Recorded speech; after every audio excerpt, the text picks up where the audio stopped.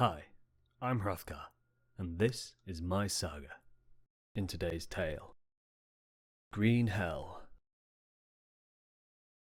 I am a fairly avid fan of any game that offers a survival experience, especially if said survival experience is as realistic and punishing as possible. Don't get me wrong, I'm not a kinky freak with a penchant for sadomasochism, although all my hobbies involve receiving violence to my person, so maybe that's not as true as I may think.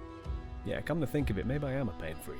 Anyway, if you like me want your survival games to apply a pair of nipple clamps from the get-go, make sure you struggle and suffer through mountainous learning curves with next to no assistance or help, all while assaulting you with jump scares and shockingly easy to obtain brushes with death, the ever-present sense of danger that you are being hunted, or while your health stats drain away, mocking your every effort to survive as the game craps on your progress, shoves you to the ground and repeatedly stamps on your balls, leaving you in an ever-tightening death spiral that you can only escape by frantically clutching at straws while pushing your face into the screen and sweating profusely, even as your girlfriend packs her bags and leaves your life forever. Then, oh boy, have I got a game for you! Now on the surface, Green Hell is a survival game set in the Amazon rainforest, nature's very own huge fuck you to civilization and all the things that you hold dear.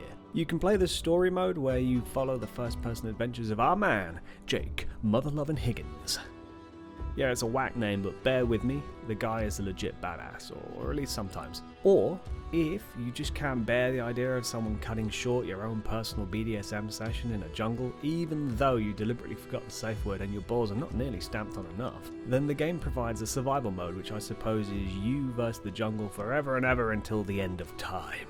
Or at least until the dominatrix his arms cramp from beating your ass and has to rain check so you can both go to your day jobs. If you choose either, you can be sure to enjoy such well thought out and executed survival mechanics as fall damage, visceral wounds, infections, leeches, parasites, more parasites, leeches again, starvation, dehydration, random animal attacks, food poisoning, venomous spiders, venomous snakes, venomous frogs, venomous stingrays, venomous centipedes, ants, more fucking ants, cannibal tribesmen who will kill you and eat you, presumably. Drugs, more drugs, a surprising abundance of unsupervised hallucinogenic usage. Insanity, yes, that's right, you go literally fucking insane, and honestly, why are you even surprised? Oh, and finding a random turd in the woods, and praying to Odin it is not from a jaguar. Now if you're thinking, hey, that seems a bit much, then all I can say to you is, welcome to the jungle, bitch! Green Hell is not fucking around, my dudes. You, Jake Higgins, arrive in the Amazon jungle with your wife, Maya. She's there to make contact with a local tribe, to study them and generally do some white savior stuff. While you are there to... It's not immediately clear why you came, because she pisses off immediately and leaves you to put up the tent, and once you have done all the heavy lifting, you get a frantic call to say something is wrong, wherein a frantic run through the jungle to find her ensues, after which you are chased by hostile tribesmen until you fall off a cliff. And that's it, that's your tutorial. Did you get everything? Good, because now we can start the real game. You wake up in this beautiful slice of Eden. I'm going to level with you guys. I stayed in this area for the first 62 in-game days of survival and basically started building a house and a farm because I just couldn't face the horrors of the jungle. I literally left the area twice in this time and I got attacked and almost killed by a jaguar, attacked by 4 hostile tribesmen, bitten by a rattlesnake, bitten by a Brazilian wandering spider, got intestinal parasites, covered in leeches, passed out twice and got parasitic worms under my skin in all 4 limbs, got sepsis from a wound I didn't remember getting, fell off a ridge, running from a tapir I didn't know was a tapir, and generally had a shit one. So I learned all the basics of the game from my safe little cul-de-sac. And boy is there a lot to learn. The basic is managing your vitals, food and water. Now in most games there are 2 stats bars, 1 water, 1 food. Not so with Green Hell, you have to manage your nutrients levels, which are divided into water, fats, carbohydrates and proteins, of which many different foods give different levels, so you have to maintain a balanced diet just to get a full health bar. Your character seems to suffer from selective amnesia to some degree, because Jake has literally no idea what anything in the jungle is, even to the point that anything you pick up, be it a fruit, plant or random mushroom, the only way to find out what it is or does is to eat it. Now I'm no Ray Mears, but eating random mushrooms to see what happens is a bad idea at the best of times, but in the Amazon jungle, and while lost as fuck, seems like it would be Russian roulette using a magazine-loaded pistol. In your travels and grazing of local plants and animals, there are a lot of options for crafting. The way you cope with the hazards of the jungle is to have a supply of medicinal herbs about your person at all times. Bandages made from leaves mixed with honey as an antiseptic, for example, or tobacco as anti-venom for when, not if, when, you get bitten by the many venomous ground animals that have no chill in this game. And that's crafting just for consumables. You can actually make a lot of tools, axes, spears and such. Not only can you make them, you can make them better if you experiment with materials by dragging potential items together onto your crafting slab to see if the valid recipe is available. I was quite pleased to find you could make a bow from sticks and vines, but you could also make a bow using bamboo, meaning multiple ways to make the same tool using natural materials you would have to hand in a given area of the jungle. Like I mentioned earlier, I stayed put for a long time, which is arguably the worst idea in hindsight. If you stay in one place, not only do you rapidly deplete local resources and have to wait for the game to respawn edibles and crafting materials, but if you light a fire and keep it burning in one location for a couple of days, the indigenous locals will come and investigate. If you're not home when they arrive, they will proceed to destroy your base, item by item, until you get back, and then they will try and wreck your shit with impunity. There are a few upsides to constant tribal attacks, other than they bring you the best weapons in the game that you can claim from their bodies. In addition to this, and I'm by no means recommending this, but if you wanted to become an insane cannibal, the fastest way to hear the voices is to butcher and eat your now newly departed friends. That way you can roleplay an Amazon-dwelling golem creature to your heart's content, so long as you can abide with the voices in your head constantly roasting you. I for one have enough of that in real life, thanks very much, so the roasting, not the cannibal jungle dwelling part. After a few in-game months of fighting off these attacks and trying not to starve, I decided to push forward with the game.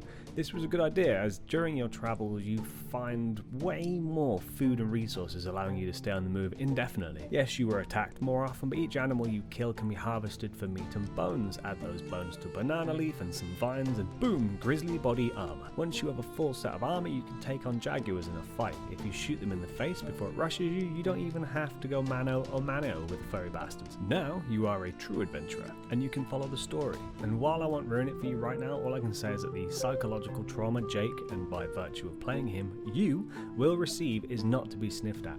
The plot twists and mysteries in this game are brilliant, and if you finish the story, you're not sure how you feel about the character. I can promise you that the narrative is every bit as brutal as the gameplay, and well worth a deep dive into the game. The story is interesting because while the map is more or less open, you will find yourself stuck in an area until you have Jake perform an ayahuasca ceremony and trip balls in the jungle. I strongly don't advise this outside of the game, by the way. This plot device allows a lot of background story to be filled in with flashbacks and recalled memories, amongst other psychedelic visuals, but the results are always pretty interesting. I think the devs have smashed it with this survival game, and I would 10 out of 10 recommend it to anyone who wants a challenge. I'm a huge fan of survival games in general, but Green Hell feels among the most realistic to me. Even when you are an experienced survivor of the jungle, all it takes is to be caught short without the right supplies, and you can enjoy slowly dying of dehydration while passing out from exhaustion, and every collapse an episode of unconsciousness leading to further stomach-turning infestations by parasitic worms, and eventually dying in your sleep.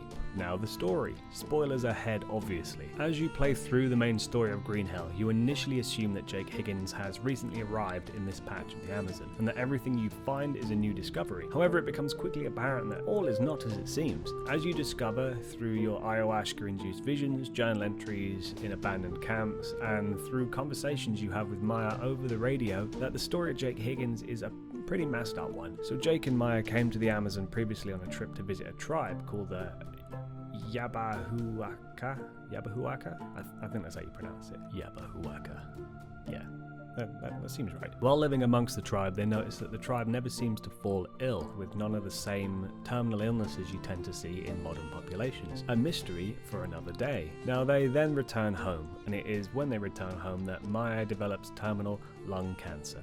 So they decide to do the only logical thing, which is to go back to the tribe and see if their secret medical knowledge could help her. Once earning the trust of the tribe once more, they are let in on their secret, which is a concoction of different plants and mushrooms from the jungle itself that is the reason for their full bill of health all the time. Now, Jake Higgins and Maya take that to a Brazilian pharmaceutical company who paid for their visit, and they manage to create a cure for a string of diseases with it, including cancer, AIDS, and lupus. Maya is cured, the drug goes into mass production in Brazil, and the world is saved. Except it fucking isn't.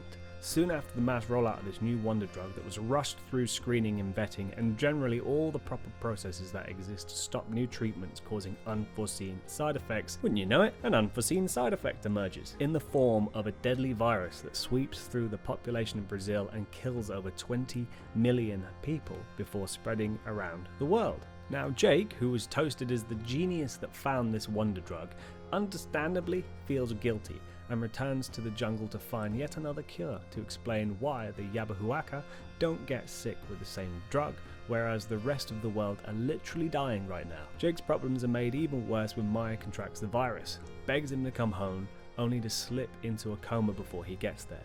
Now Jake is truly fucked, and he goes back to the jungle yet again to hunt for the cure yet again. This is seemingly where we pick up the story, you see.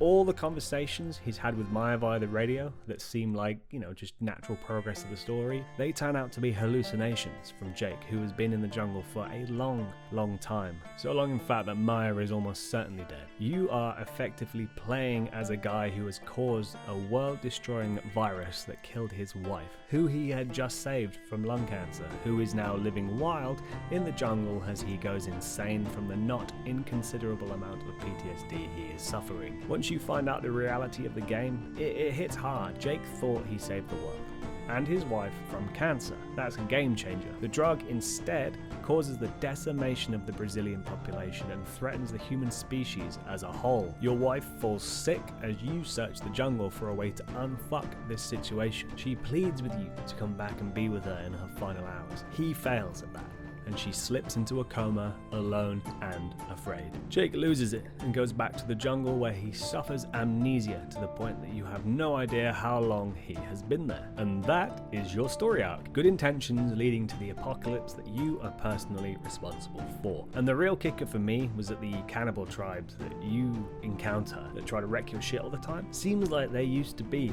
the Yabahuaca tribe. Your constant incursions drew attention to them, and along with other desperate people searching for the cure, you brought down the wrath of the Amula Corp and the drug cartels on them. They have been constantly harassed, abducted, and experimented on by various interested parties trying to find a cure for this world-ending virus. So they are now understandably fucking done with outsiders. You have made the tribes of the Amazon into xenophobic nomads who kill outsiders on sight. Mixed with your amnesia, you have the horrifying situation where whenever you encounter these hostile natives, you kill them. They get more hostile, you forget, and now you have basically created a constant enemy and threat that perceives you as the boogeyman demon of the jungle that has massacred their tribe and destroyed the world. And here you were feeling like the victim. Don't feel so hot about those sweet bow and arrow headshots now, do you, boy? The game concludes in one of two ways. The bad ending is you fail to find a cure and end up stuck chasing Maya's ghost until you fall off the waterfall you fell off at the start of the game, to either begin the nightmare again or to drown so this hell can finally be over for you.